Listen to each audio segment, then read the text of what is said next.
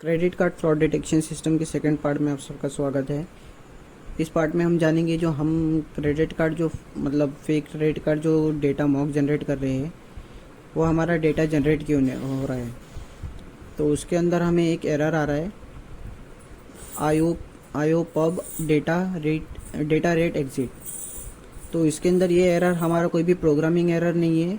ये एरर इस वजह से है, पहले मुझे लग रहा था कुछ इसमें रीच मतलब रेट जो है वो उसमें बिट रेट मतलब कुछ कम हो गया है, तो उस वजह से मुझे लग रहा था। लेकिन मैंने चेक किया तो जब भी मैंने उसमें से स्टेटमेंट एक्स मतलब रिमूव की तभी मुझे मालूम पड़ा कि ये एरर असल में जो मतलब हमारा डेटा है क्रेडिट कार्ड का डेटा फेक क्रेडिट कार्ड हम जो जनरेट कर रहे हैं उसकी वजह से हो रहा है।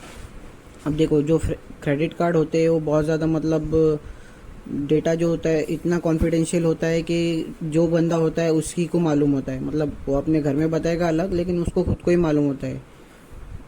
तो ये जो डेटा है हम तो मतलब ऐसा ये जो भी साइबर क्रिमिनल्स है ना वो ऐसा यूज़ कर सकते हैं। तो उन सबको बचाने के लिए उन सब से बचाने के लिए इसको और उन सबको नंबर बिम्बर मतलब अलग रखने के लिए ये सब ऐसा डेटा बनाया जा रहा है। मतलब इसको अगर मैं कार्ड नंबर कार्ड और सीबीबी ये सब के साथ अगर मैं एक टाइप में पास कर दूँ और यहाँ पर इसका मैं अगर एक एक्सेल शीट भी बना देता हूँ या फिर इसको डेटा फ्रेम में भी अगर कन्वर्ट कर देता हूँ तो ये जो फ्रॉड डिटेक्टर्स होते फ्रॉड जो होते हैं ना वो इसे यूज़ कर सकते हैं। जैसे देख सकते हैं यहाँ पर कार्ड नेम, यहाँ पर उस के आगे जो सब डिटेल आ रही है अगर मैं इसको अगर पैंडास के ज़रिए अगर मैं डेटा फ्रेम में ले लूँ या फिर उसके बाद मैं उसको एक एक्सेल शीट में कन्वर्ट कर दूँ तो उसको लोग फेक यूज़ कर सकते हैं, वो सब डेटा यूज़ कर सकते हैं। और अभी आपने देखा ये कैसे मैंने वहाँ से जो स्टेटमेंट्स मतलब जो मैंने लाइन हटाई तो वैसे ही उसने इंटरप्रेट कर लिया और पूरा रन हो गया।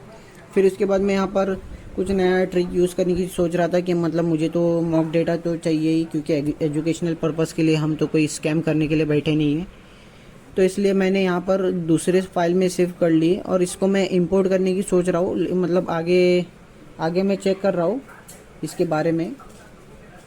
तो अभी देखते हैं इसको मैं अभी कुछ ना कुछ तरीके से मैं मतलब दूसरा मेथड यूज़ कर रहा हूँ।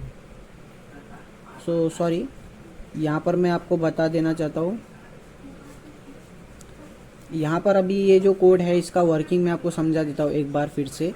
ये जो वीज़ा क्रेडिट कार्ड है अगर यहाँ पर इफ एल्स हमने कंडीशन लिया और वाइल इसलिए लिया है, हम यहाँ पर फॉर लूप ले सकते थे लेकिन वाइल हमने इसलिए लिया था 1000 डेटा हमको मतलब 1000 क्रेडिट कार्ड का डेटा चाहिए था, इसलिए हमने यहाँ पर वाइल लूप लिया था। क्योंकि जब तक जो कंडीशंस मेट नहीं हो जाती, जब तक मतलब visa plus master card plus MX plus discover card वो सबका डेटा मिलाकर अगर 1000 नहीं हो जाती, जब तक 1000 कार्ड नहीं मतलब 1000 डेटा नहीं हो जाता तब तक वो जो लूप है वो रन होता रहेगा वाइल लूप।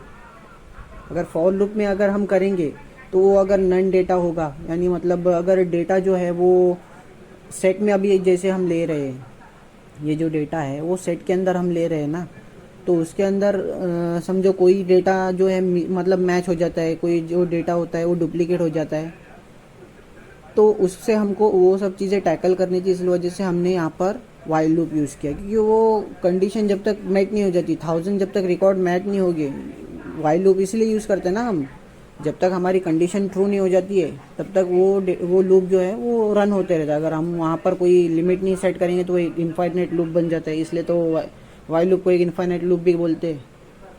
इसलिए वाइल लूप को ज़्यादातर लोग यूज़ नहीं करते, सिर्फ फॉर लूप को यूज़ करते हैं ज़्यादातर काम के लिए और कोड ज़्यादा रन करते हैं, उसके अंदर कोड ज़्यादा रखते हैं।